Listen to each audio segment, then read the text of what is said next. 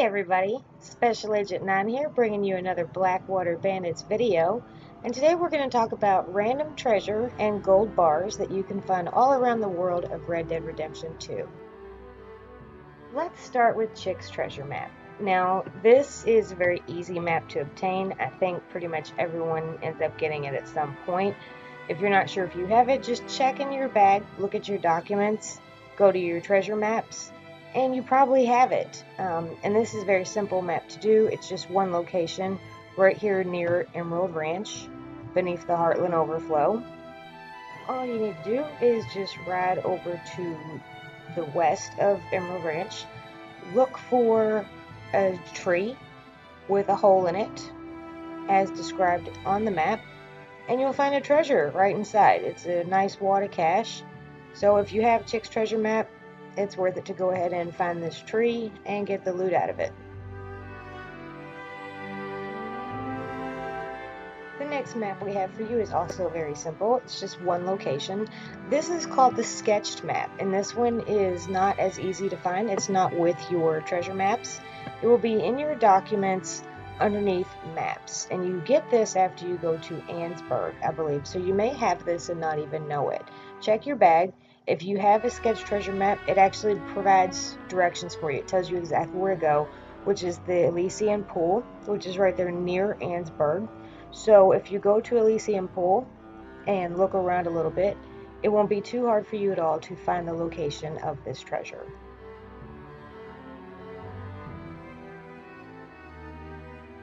The picture on the map shows a tree standing by itself, very much like what you see in the background behind this bandit. There is a lone tree standing by itself. So let's go up to that tree and see what's going on.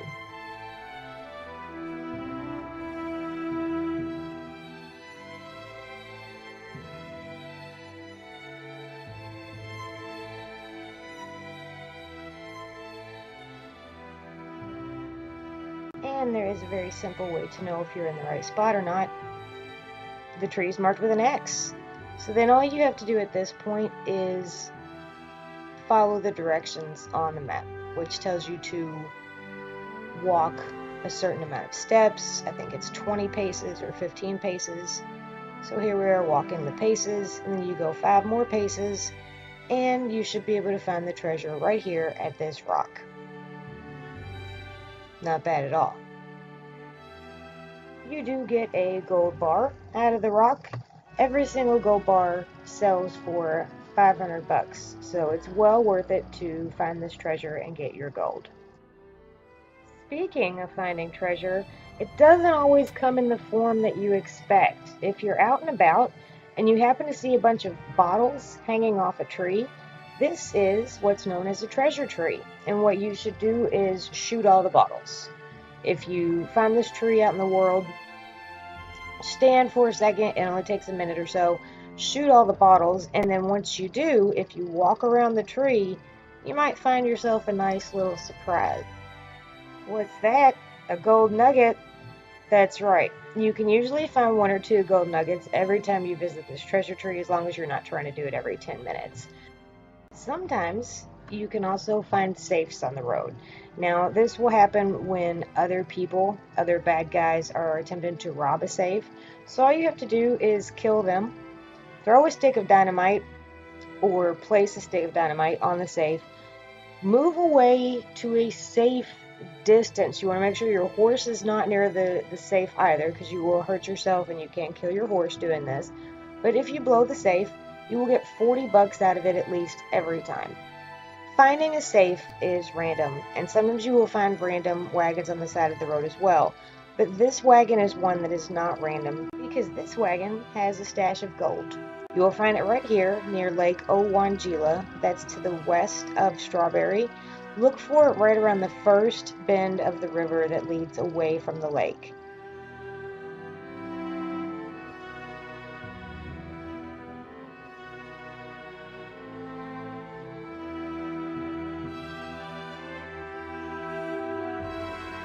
You will have to go across the river to get to the wagon. It's actually not very close to the road at all.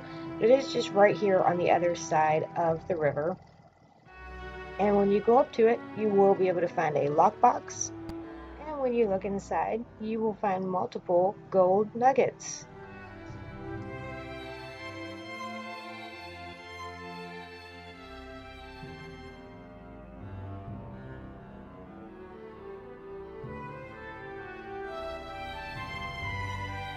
There is another gold bar that won't appear until you're about midway through the game. Around Chapter 4, you will have the opportunity to go investigate at Braithwaite Manor, that is to the south of Rhodes. There will be a burned body there. I'll try not to give away too much of the story, but if you search the burned body and then look around the burned body, you will be able to find a gold bar. So look for that opportunity and grab it when you can to get that bar. You don't have to wait for anything to go to the burned sheriff's office. Now this is in Limpany. It's actually right near your very first campsite at Horseshoe Overlook. It's between Horseshoe Overlook and Flat Neck Station. And it's a little burned town with just a few buildings. The one you're interested in is the sheriff's office. If you go into this town and go search at the sheriff's office, you will find a lockbox with a gold bar inside of it. It's very easy to tell which building is the sheriff's office because it's marked sheriff.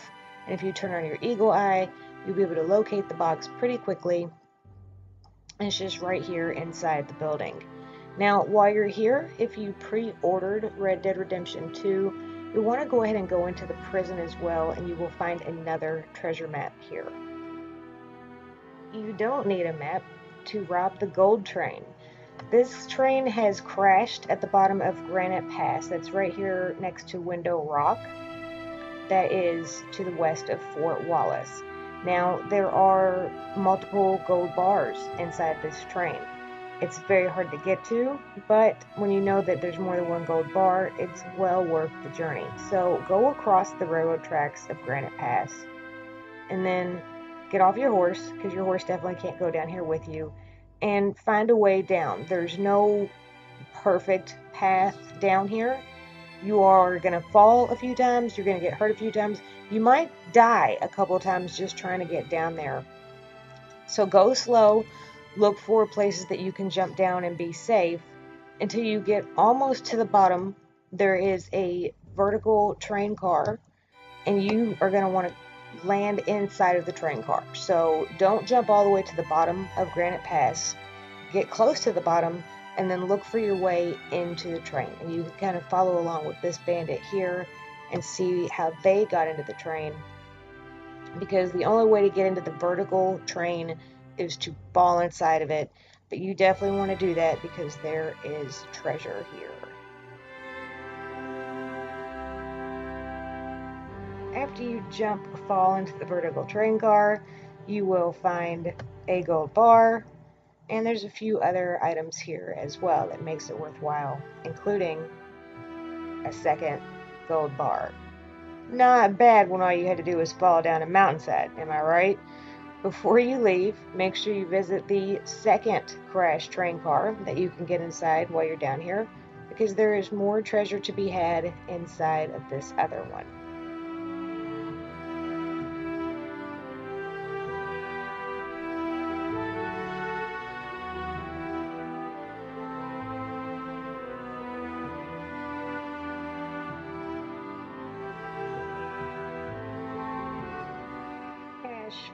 Jewelry, nice amount of treasure, and it's just waiting for you right here at the bottom of Granite Pass.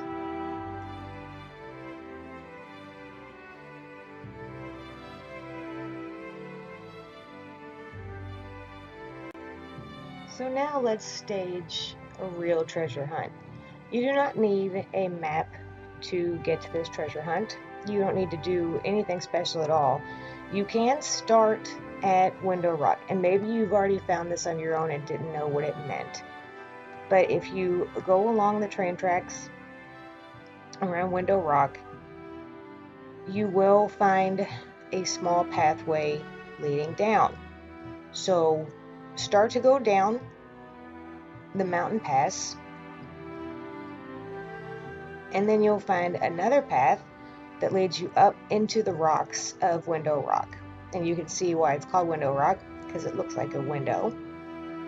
And if you climb up and pass right here, right next to the actual window that gives Window Rock its name, you're going to see something incredibly strange. It's this series of odd paintings. Now, you can examine this if you like. Each one of these birds has a different number of feathers, and there is a pattern here that you can memorize if you like, or you could just use this video to solve the upcoming puzzle, which is going to be a lot simpler. This puzzle does not resolve at Window Rock.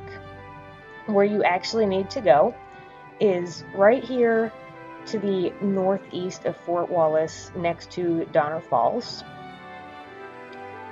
And you will see a cliffside with a very strange tree growing out of the rocks. Let's go investigate. What's the story with this tree here? What's going on? Let's take a look. Hang on. There's a hole in the rocks. There's a hidden cave back here. Let's see what's inside. What's inside the hidden cave, as you may have guessed by now, are the strange statues. This is your next challenge. Now, each one of these statues, if you go around and look, have a different amount of fingers missing, so that they're all ultimately holding up a different number of fingers, because some of them are missing digits. It's actually much easier to see if you move around behind the statues, so that's what we're going to do. And as you can see, the first one we looked at had 3. That guy's missing an arm. This guy's holding up 5. This guy has 2 fingers, and 2 is actually the first number that you want to hit, and you want to do this in the proper sequence. 2 is first. Next, you need to hit 3. So look for the statue that has 3, and as you can see, it's this guy. So now you hit number 3.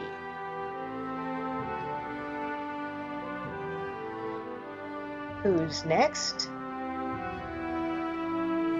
1, 2, 3, 4, 5. And that guy has 6, so skip him. Skip number 2 there. And, oh, here we go. Here's a fellow that has 5. And lastly, you want to hit the one that's holding up 7 fingers. Now, this is especially tricky because what you'll actually find out if you go look is that the guy missing an arm is ultimately holding up 7 fingers. His arm is off to the side. It's still right here in this same cave. You can see he's got 4 on that hand.